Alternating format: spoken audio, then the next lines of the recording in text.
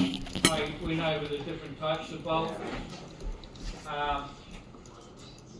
and how we position them when we dimension them. Now, all these things are very critical when it comes to assignment 3. Now, I don't know how many of you noticed, but assignment 3 is worth 40 marks. So if you've been doing fairly badly in the old civil department, then that 40 marks could mean the difference between passing or failing. For example, we've done 50% of the course. If you're sitting on, say, around about 20, 18, 17, you're going to need at least 30 in this last assignment to make sure that you pass. So not attending the lecture is not a good start. That means this round face here becomes part of your life next year as well, or next semester, okay? The ones that don't like that face, if you can put in a bigger effort, you won't have to see me next semester. But you might still end up seeing me in the project class. So, rolling on from that, we talked about the minimums and maximums for vaulting, and I told you that that's going to be in the test, and I'll talk about that in the revision class as well. And I went on to tell you the type of well that is going to be needed in the assignment. So for those that weren't in this morning's lecture, you will need to correspond with other people in the class to figure out how to do the symbol for that on your drawings. So the other thing that I covered in the lecture was how to get started on your assignment. So there are two types of students with the structural assignment. There are the ones that go, oh yeah, I don't really understand that and I don't know how to start. And they're still doing that in about week 10, 11 or 12.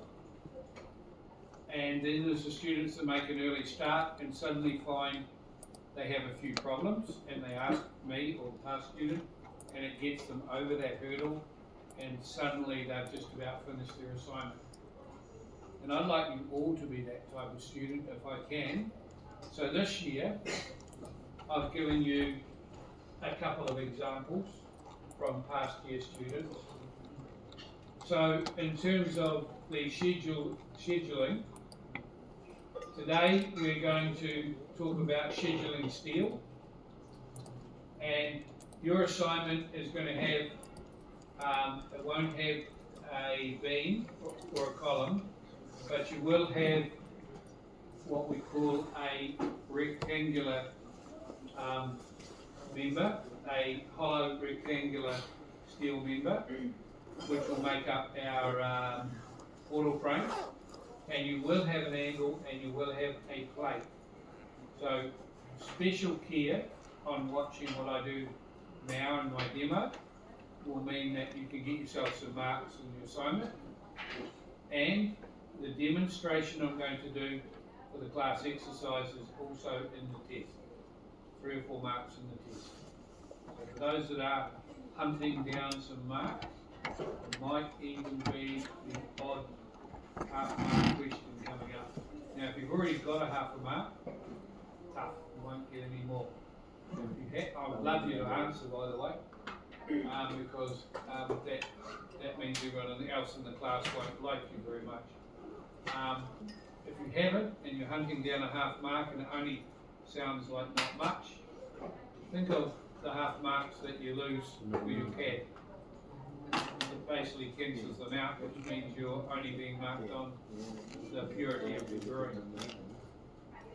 So let's get on with today's class, because we should finish within the hour, which will mean that you can have an hour to continue on with your assignment and the help of the class student and myself if it's too tricky for them. Okay? The other thing that I showed you is this in the lecture this morning. Now, I'll explain this, how I would start my project. The first thing I've noticed is there's no dimensions on that, which is great. Don't put dimensions on here. This is not a dimensioned drawing. This is a reinforced concrete steel drawing.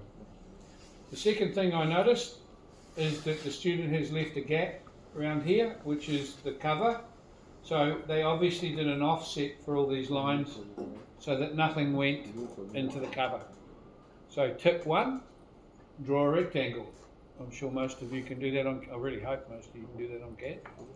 Tip 2, offset for the footing and give it a line type that looks similar to that. Step 3, offset the cover all the way around. Step 4, have a think about it. This is not your assignment, this is a different one. These bars went along and down, and the blue ones went along and down, and this one here went along the bottom and came up. So at the end here, we have to do a donut. So it's sort of shaped where it goes along, curved, like that. It's got a curve at the end. So you've got donuts at the end of the light blue and the dark blue. You've got a lap, and I've shown you how to draw a lap, shown you how to draw a lap in that direction. Notice the smaller lap. There is a mistake on this because it says 36 here and it's lapping with 21 bars, but it doesn't matter when it comes to the, and 36 and 34, when it comes to the overall reinforcing schedule, on the schedule you're going to give, so for example if that was 36 and 34, that makes 70. So the number of bars would be 70 on your schedule, but you'd break them down for these where they overlap, right? 36 and 24. In your case they'll be the same number because they're exactly the same bar. And remember how to do that, you divide the distance from where the bars start and end, etc. So this circle is 2 times the diameter of the bar that you've got the circle on. And you'll notice all of these fit very nicely in between the lines. And that's not easy to do. You may have to muck around with it a bit to get it to work. I don't want any of those lines overlapping anything. They can come down between here on these dashes, but not on any of the text. All right?